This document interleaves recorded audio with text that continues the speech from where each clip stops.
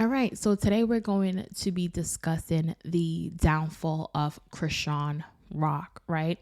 So, Krishan Rock is someone who we've known to be tied to Blueface a lot. However, Blueface has recently turned himself in, and because he has turned himself in, he has been sitting in jail for a couple weeks now.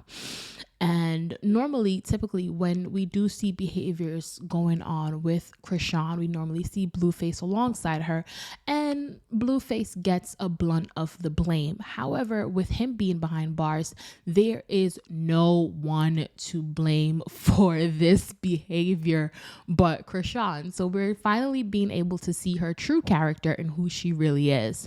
So it starts out with, remember a couple months ago where she was doing a gig with Tamar Braxton, and as she was doing this gig with Tamar Braxton, she punches James in the face. Well, James has now brought charges against her for that incident, so she has that charge going.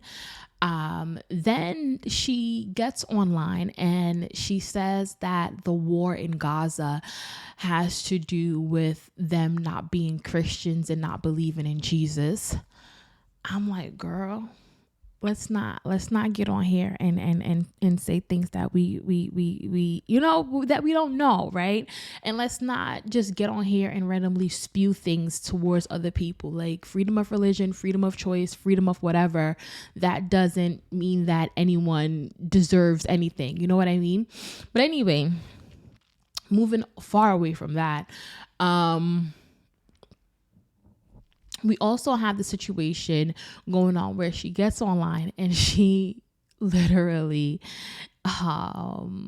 like does the most colorist thing ever and calls this girl black and says how she hates herself for being black. And I'm just like, Krishan, babe, we don't do that either. That's something we don't do. Like, and it's just like, where is in Jamaica we would say, where's the autopsy? Where's your autopsy? Like, what is going on with you? Like, what is like I like, where are your morals? Where are your moral, where's your moral compass at? Like, first of all, to even speak about someone being involved in war and blaming it on a religion, to even speak on, for even decking somebody in the face and think you were going to get away with it, and for speaking on the color of someone's skin, it's just like, I feel like we finally got it in, because it's like you see somebody and they're coming up and you're like, oh my god, this person seems cool, Krishan is very beautiful, you know, she came out with It's a Vibe All the Time, and you're going with the flow, but it's like dating somebody, like you see their good side and you like, oh my god, I'm falling in love, and then you start to see some really shitty ways about the person, and you're like, this is the way that you really think, this is the way that you really behave. And I think the fans are starting to see that. And as they're starting to see that, Krishan is now losing not subscribers, I should say followers by the bulk. I think she's up to like 400K followers that she's lost on IG now, just because she's been going on live spewing a lot of foolishness and being the hard-headed person that I know Krishan can be.